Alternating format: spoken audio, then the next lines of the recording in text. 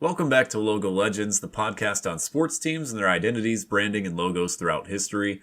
My name is Kasabe. This is episode number 10, and as a reminder, we're available every Thursday on my personal YouTube channel, as well as Apple and Spotify. If you've missed an episode, be sure to check out some of the playlists. More recently, we've been going just to some random teams and random leagues, kind of talking about their formation, which for a lot of teams happens to be around the 1960s, and how consistent or how radical the changes have been over the last 50 or 60 years. So today's episode moves us to the NFL, and the team that we'll be featuring today will be the Miami Dolphins. The Dolphins are actually the oldest professional franchise in the state of Florida. There were a few other teams that were around in the 40s or 50s, but kind of fizzled out. So the Dolphins were formed in the 60s, and again are the oldest team in Florida sports. Their inaugural season was in the AFL back in 1966, and they played as a part of that league for about 3 or 4 seasons before moving on to the NFL. Originally, their two co-owners wanted to go to Philadelphia, but the commissioner of the AFL saw that there was already a pro football team in Philly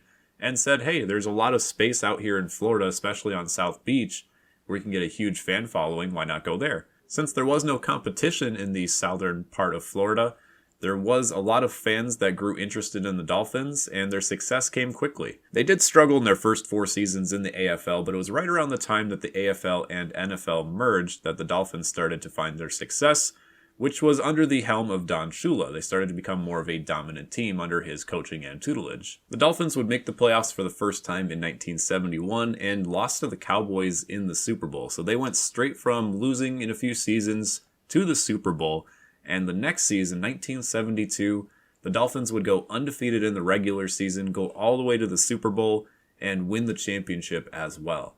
To this day, there haven't been too many teams that have finished an entire regular season undefeated, but the Dolphins are the only ones to put the cherry on top and go undefeated in both the regular season and the playoffs. The Dolphins would win that Super Bowl, which was Super Bowl VII, and followed up with another title in Super Bowl VIII, going back-to-back years, and would find themselves amidst a culture of winning tradition. However, they never really made it back and got another title after Super Bowl VIII.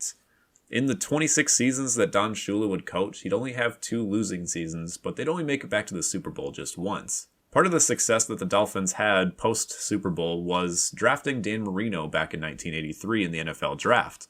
There were some other all-pro quarterbacks in the draft, including John Elway going first overall and Buffalo taking Jim Kelly. Marino was scooped up in the first round with pick number 27. After drafting Marino, he would lead the Dolphins to the Super Bowl in just his second season, but Miami would be blown out by other legend Joe Montana and the San Francisco 49ers by a score of 38-16. In Marino's 17 seasons, the Dolphins would make 10 playoff appearances, but following his retirement in 1999, the Dolphins have only made the postseason 5 times since the turn of the millennium. It's hard to put too much blame on the Dolphins following 2000. I mean, they ran right into the Brady era with the Patriots, where they would just continually win the AFC East. But they have shown some promise since then after Brady left the division. So just this last season, they made the playoffs with first-year coach Mike McDaniel. Tua Tagovailoa was showing some promise before he had some head injuries. So it's about the Dolphins just kind of building on that over the next few seasons. Tua staying healthy.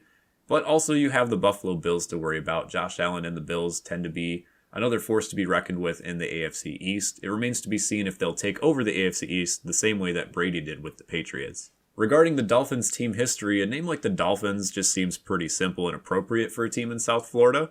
And like many new franchises around the time of their inauguration, the Dolphins held a naming contest where they left it open to the fans to help them decide the nickname. There were nearly 20,000 entries for the nickname contest, and over 600 of them, or over 3% of the entries, were for the Dolphins, so that's what the team ultimately went with. According to the Pro Football Hall of Fame site, Dolphins team owner Joe Robbie liked the name so much because the dolphin is one of the fastest and smartest creatures in the sea. Miami's dolphin logo has remained very consistent from the 60s onward. It first featured a dolphin with its back arched like it was leaping out of the ocean, and it was set against an orange sunburst. The dolphin itself was wearing a white helmet with the letter M emblazoned on the side in orange. The official team colors are aqua and coral, which in its first usage was very light. The aqua and the coral were very light shades of those colors.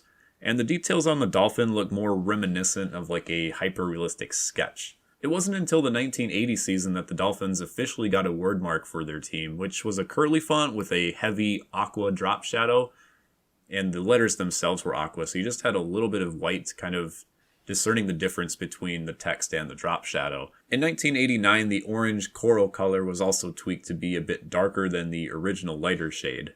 Carrying into the 90s, a lot of teams across many leagues were starting to update their logos to kind of fit the culture movement, where it was more fierce and intense imagery, and the Dolphins ended up following suit in 1997. The new Dolphin was more of a cartoon than a sketch, and it had a lot more of a serious kind of game time expression on the Dolphins' face. The colors were changed slightly as well. Instead of a light kind of greenish teal color, it turned into a darker teal, which teal was one of the very popular colors amongst many leagues at the time, so that kind of got a lot of fans interested in buying new merchandise and following the team since they had that strong teal color. And the sunburst behind the Dolphin in the logo also became more symmetrical. The word mark also followed suit with the logo, utilizing more of the new teal color that was a darker color, but now there were white letters and an orange drop shadow to kind of showcase more of the color palette that the Dolphins were utilizing. There would be a few different variations of this word font, and one of my favorites actually has the sunburst at the end of the word mark, kind of on the right-hand side of the logo itself. These logos are what I grew up on, and I would say I most recognize the Dolphins with, but I'd assume most Dolphins fans would recognize more of the 70s era logos leading into the Dan Marino era. As the early 2010s approached, a lot of teams were starting to move to a more simplistic and modern approach to the logos, and the Dolphins were no exception. They changed the logo just enough to be noticeable, but still have it remain close to the original source material. The leaping dolphin position was removed in favor of a swimming dolphin, and some other notable changes included removing the helmet from the top of the head of the dolphin, and the facial expressions were no longer visible, no longer had that glare from the 90s. Starting in 2013, Miami would go back to the lighter coral or orange color that they used when they first had their inaugural season, before going back to the darker orange in 2017. There haven't been too many attempts to use the orange as the primary color in any uniforms recently.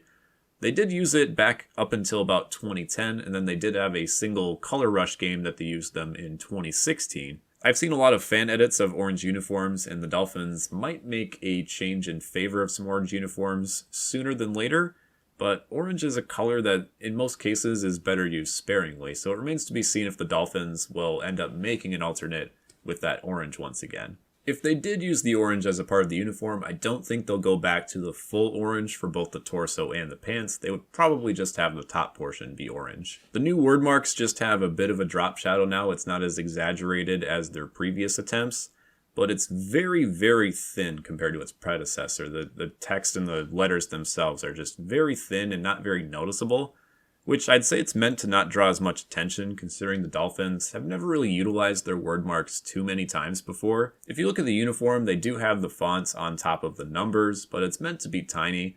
And even in their end zones, they don't have the word Dolphins or Miami set there too often. And in fact, many Dolphins fans will probably remember when they had the diamond checkerboard patterns in the end zones instead. All in all, I'd say the Dolphins are probably one of the best examples of franchises who have made all of the necessary changes to keep their branding fresh, but still retain that consistency at the same time. Aside from a few alternate uniforms or slight color tweaks, I wouldn't envision too much changing with the Dolphins anytime soon, probably for another decade or two. But what are your thoughts on the Miami Dolphins? Do you think that they've had some good logos and branding throughout their history?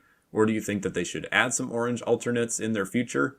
Let me know in the comment section if you're watching on YouTube. Again, my channel name is Kasabe, that's Kasabe. Also be sure to let me know on Twitter if there's any other teams that you'd like me to go over their team histories. You can tweet at me at kasabekompiles, that's Kasabe, and then compiles with a K. Right now we're just doing it at random, but again, if you guys have any teams that you'd like to know about straight away, I'm definitely down to do that. Just let me know and I will make my next episode about the team of your choice. Thank you for listening to Logo Legends. Again, this has been episode number 10. We're into the double digits now. We'll have new episodes every Thursday on my personal YouTube, Apple, and Spotify. But this will do it for now. Thanks for listening. Take care, and we'll see you next time.